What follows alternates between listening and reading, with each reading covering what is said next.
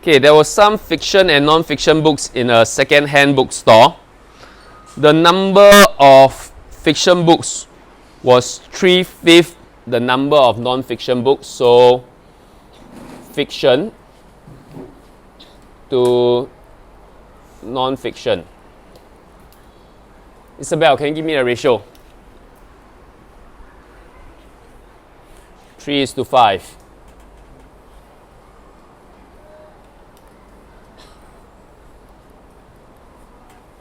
Now, after an equal number, okay, take note, equal number of fiction and non-fiction books were sold, the ratio of the fiction to non-fiction left was 5:9. So this is the before, this is my after. But we know that equal number is being sold, yes? So when equal number is being sold, what does that mean? Yeah, difference remain unchanged. Okay, that's what I meant that you are answering me correctly. You know what to look out for. So the difference here is 2 units. The difference here is 4 units. What should I do next, Jing Kai? Which means using? And what's the lowest common multiple? 4. Okay, I make the difference the same, which means I'm making into 4. Here becomes 10. Here becomes 6. So I'm actually comparing this ratio with this ratio. Am I right? Okay. So you can see that for fiction, it used to be 6 units. It became 5 units, right? Non-fiction used to be 10 units, became 9 units. So, both of them changed by how many units? 1 unit, right? Okay. Now, there were 240 books altogether at first. At first means here, right, before. And how many units are there altogether at first? 16. Okay. 16 units. And that is equals to 240. But they want to know how many books were sold together. Do I know the number of books sold together in terms of units, Lauren? 2 units, right? 2 units were sold all together. Alright, so I need to find my answer as 2 units, yes or no? Yes. So I just need to divide by 8. So I can just get 30. Okay? So this is quite easily done.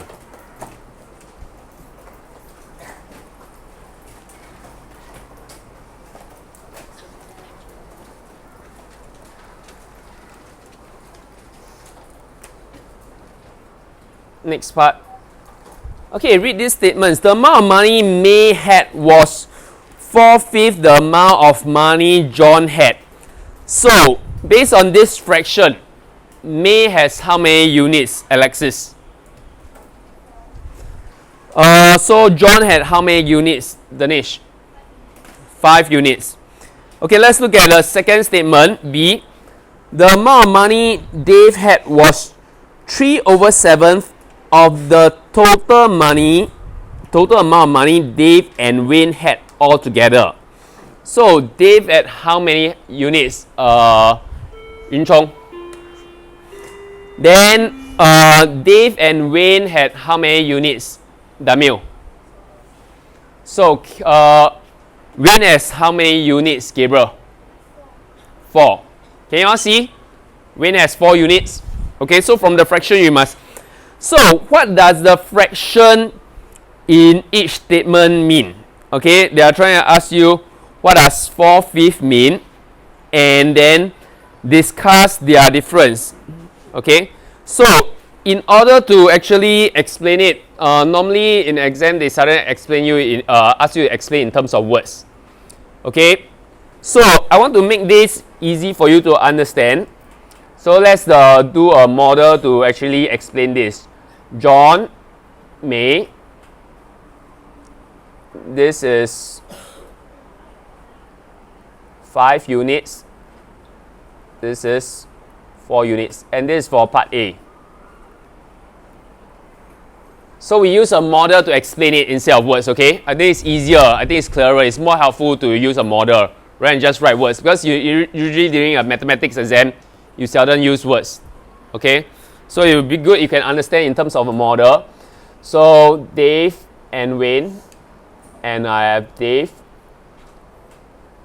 This is 7 units. This is 3 units. Okay?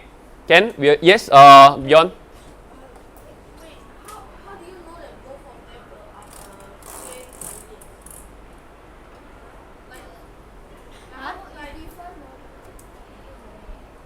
Oh, you're saying about part B, is it? Yeah. Okay, actually I meant if you find confusing, I can use parts.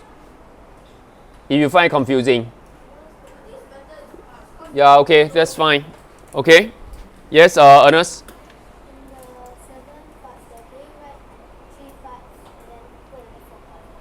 I don't think that's necessary. You can do that, but I don't think it's necessary. Yes, Terence? Sorry? Do we have to? No. Okay. Yes, Caitlin?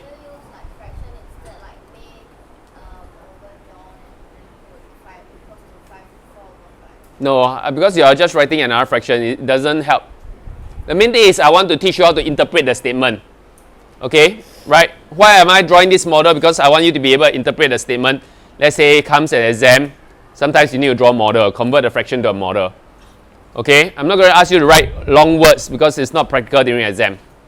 Okay, we want to do something that's practical for examination. So can you do something like this now? I'm going to give you some time to do it.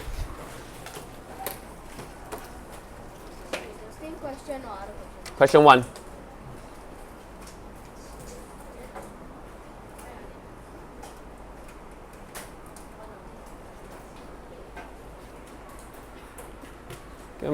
You don't need to take too much time, so I'll just give you 30 seconds. You should be able to do it.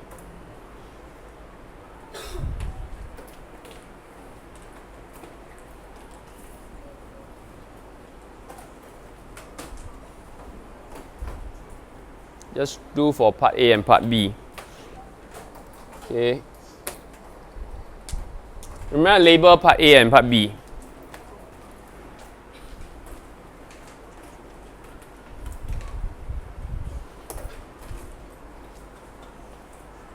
I think with the model is quite clear. What's the difference between the statements in the fraction?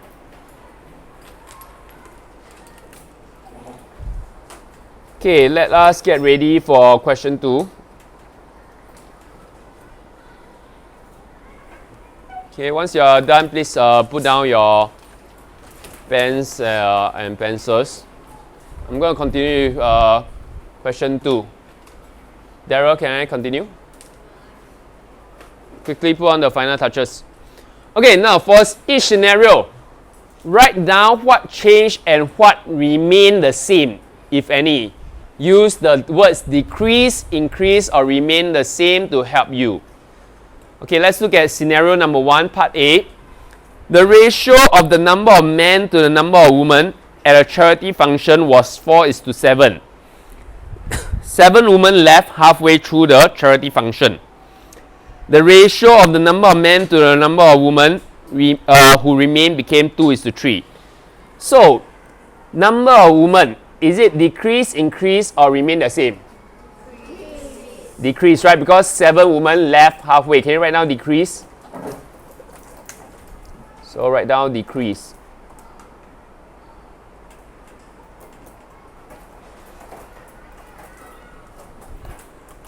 Now, what about the number of men? Remain the same, right? Because no 0 men left, right? Okay, so remain the same. Write down remain the same.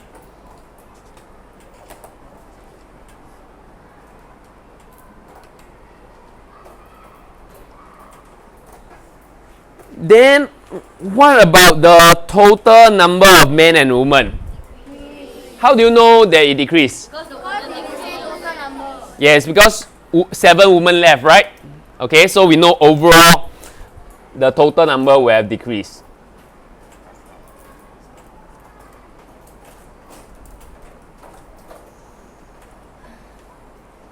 So let's look at question 2. Velma had some local and foreign coins. The ratio of the number of local coins to the number of foreign coins was 9:5. She exchanged 10 local coins for the same number of foreign coins.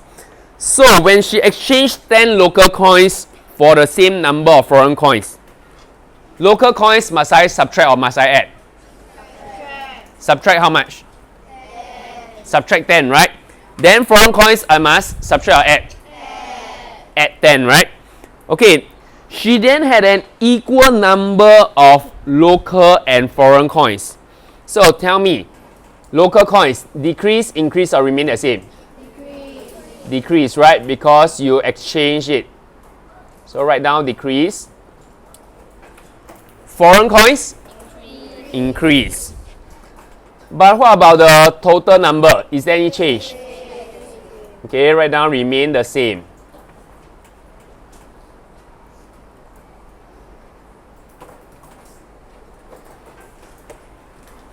Okay, once you're done, please turn to the next page.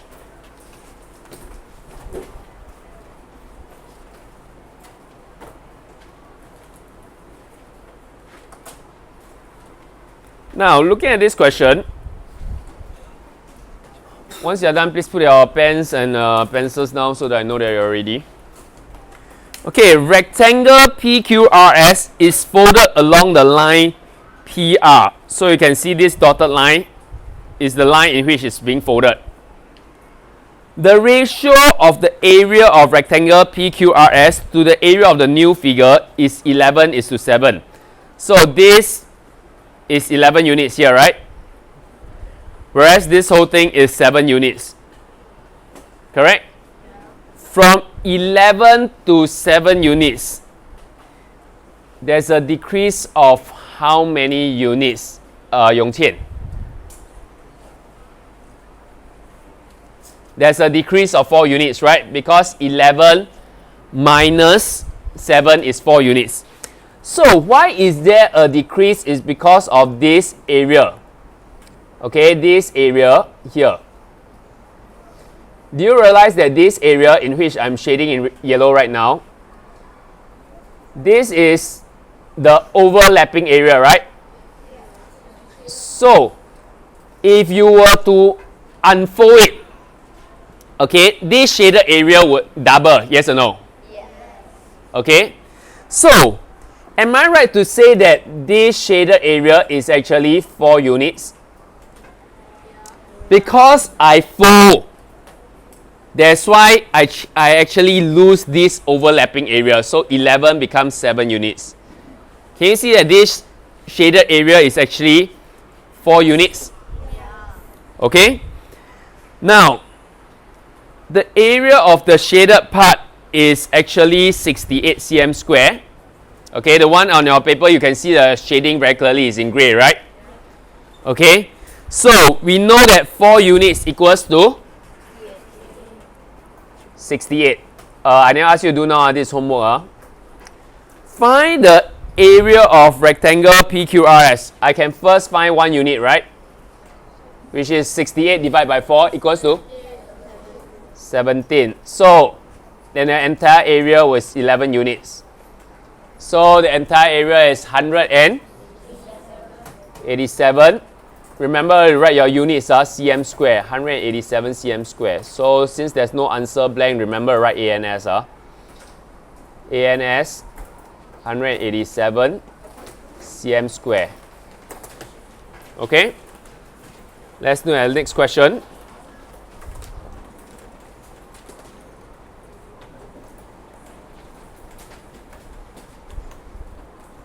Okay, Arifin had a total of 40 goats and cows in his farm, altogether 40. After selling 29 of them, I don't know whether he sold how many cows or how many goats, right? But we know that the total number of goats and cows sold is 29. the ratio of the number of goats sold, but we know the ratio of the number of goats sold to the number of goats left was 4:1. Now it's goats is to goats, 4:1. The ratio of the number of cows sold to the number of cows left was 3:2. So you know there's a slight difference in this kind of question, right? Normally they'll give you goats to cows before, goats to cows at the end. Right or wrong? But now they're not giving you in terms of that. They're giving you goats before and goats after as one ratio. Can you see? Okay, let's summarize the information in the question. So looking at goats sold to goats left is actually 4:1. Yes? Then cows sold to cows left is 3:2. Right? What was the ratio of the number of goats left to the number of cows left? Okay, so we know that this is in terms of units, definitely.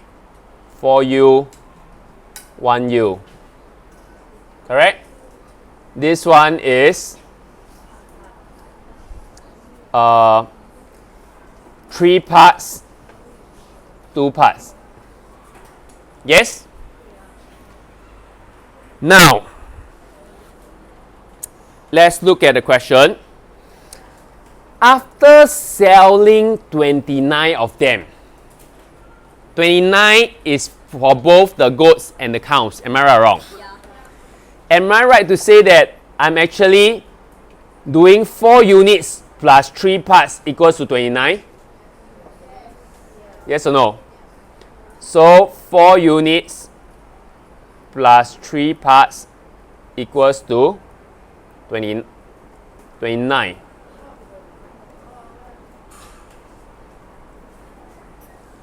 Okay?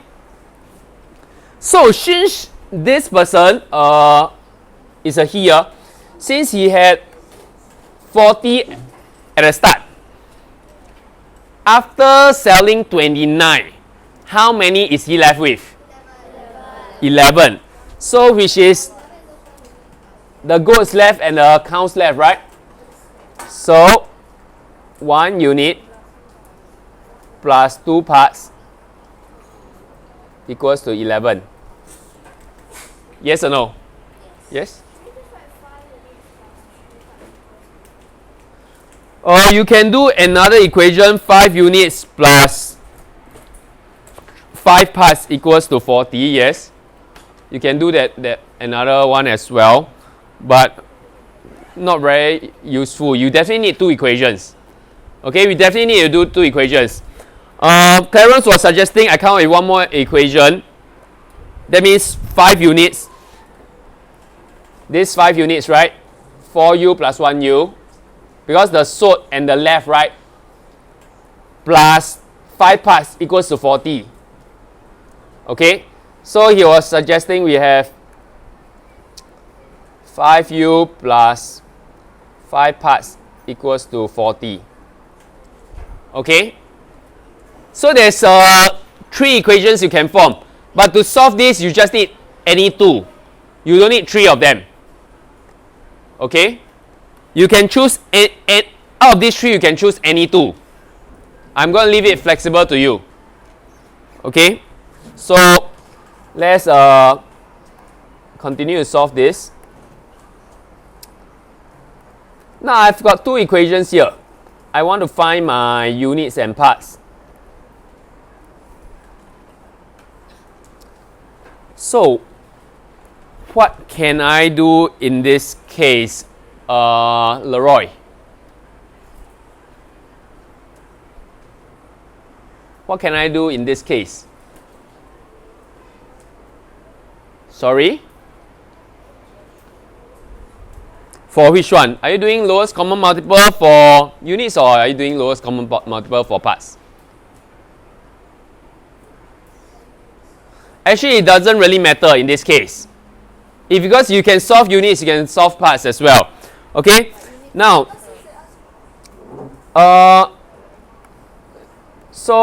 Jack, you were saying since they were.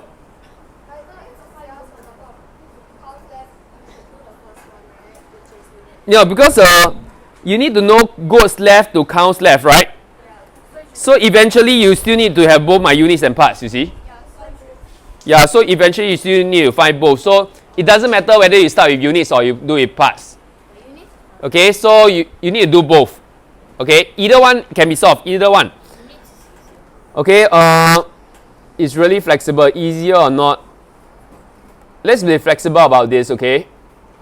We must be able to solve either way. Okay, let's to make it simple, since we want to solve in terms of units, like what Leroy said, I put something like this. Minus 3p. Because I bring over, it becomes minus 3p, am I right? I'm rewriting the first equation, can you see? Yeah.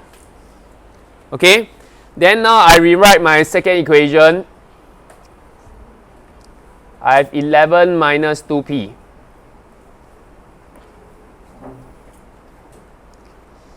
Now in this manner, it's easier for us to do a lowest common multiple, right? Okay, and later for subsequent comparison. So, what's the lowest common multiple in this case, Beyond?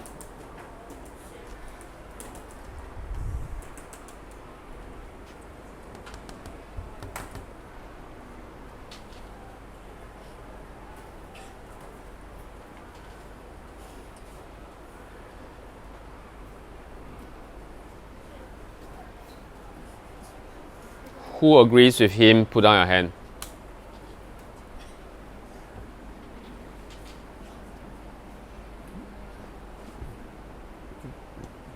You see any one of them agree with you? Please put down your hands, please.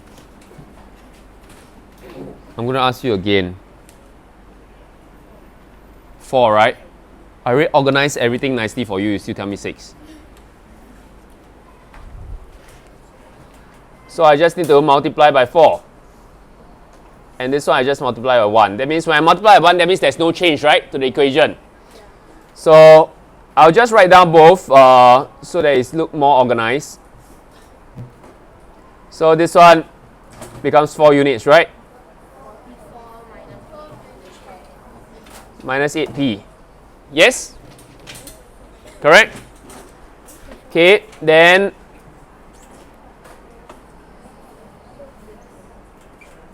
now, Laura, give me a next equation.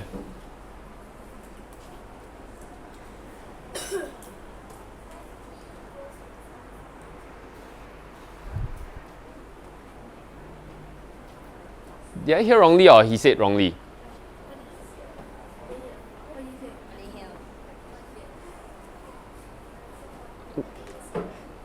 Did I hear wrongly or he said wrongly? Come on, Leroy. Everything is there already. Form the equation for me. Give me something simple that have no mistakes, no movement of anything. Just give me something simple. No need to calculate. Form the equation. What will you write from this next step? You will not immediately write 5p.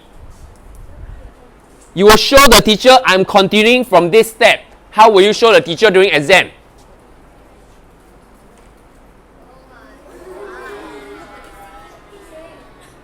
Leroy, wake up.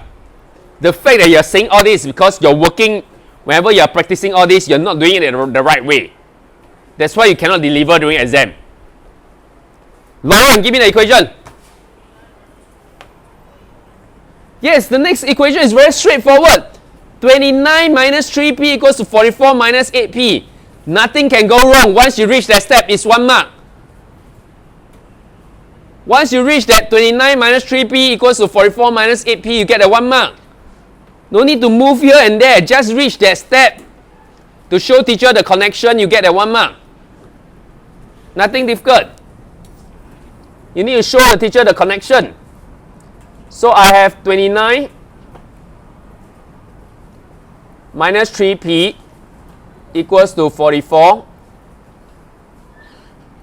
minus 8p. Leroy, now continue.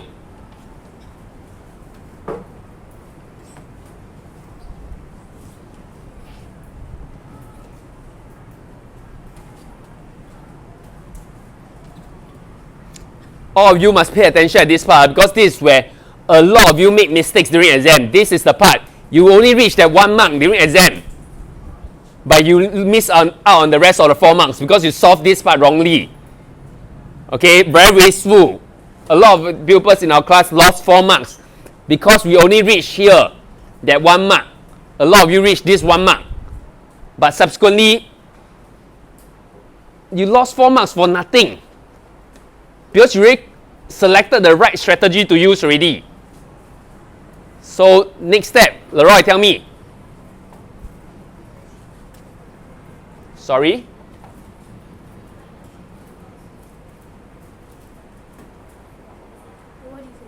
I can't hear you, sorry. I can't hear you. Huh?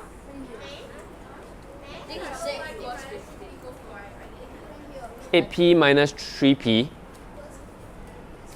equals to 15. But show me step by step. I want to... Okay. Children, let's do it really step by step. I really need you all to understand.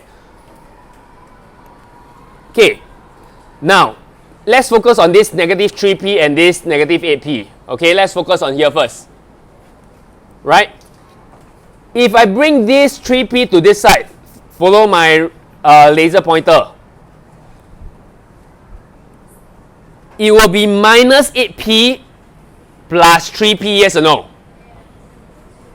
But minus 8p plus 3p, I will not get a positive number. Correct? So I would not want to move that way. It will be better if I move this here. Because when I move this to the other side, it becomes plus 8p, right? Yes or no? So when I have positive 8p plus 8p minus 3p, okay, what do I get? 5p, right?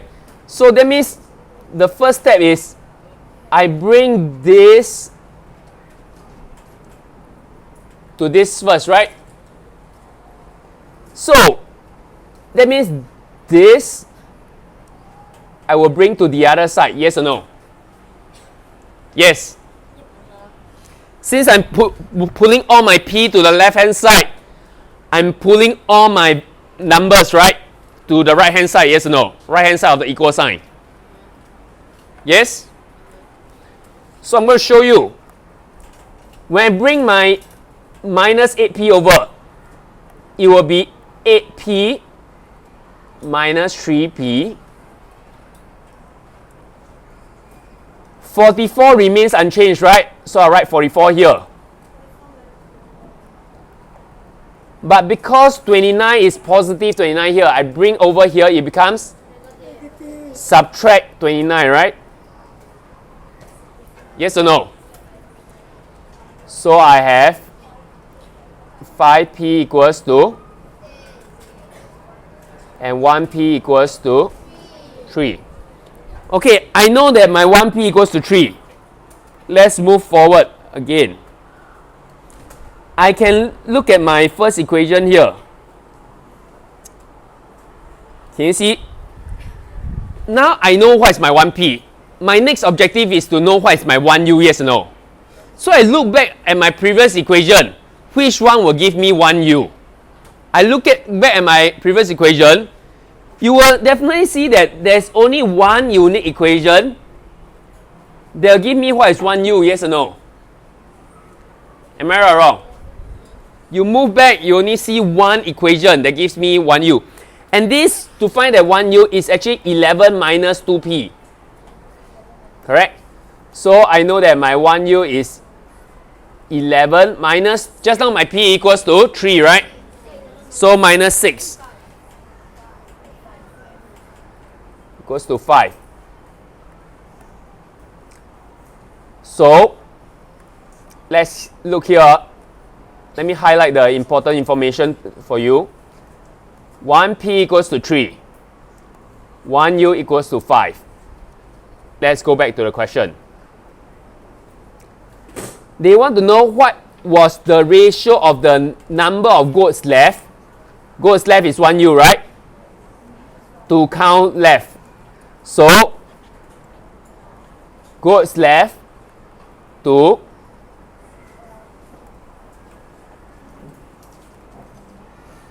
counts left. So, goats left we know is 5, right? Because it's 1 unit, right? Yes or no? Yeah. Then for counts left is 2 parts. 2 parts just now we agree is 6, right? So it's 5 to 6. Understand?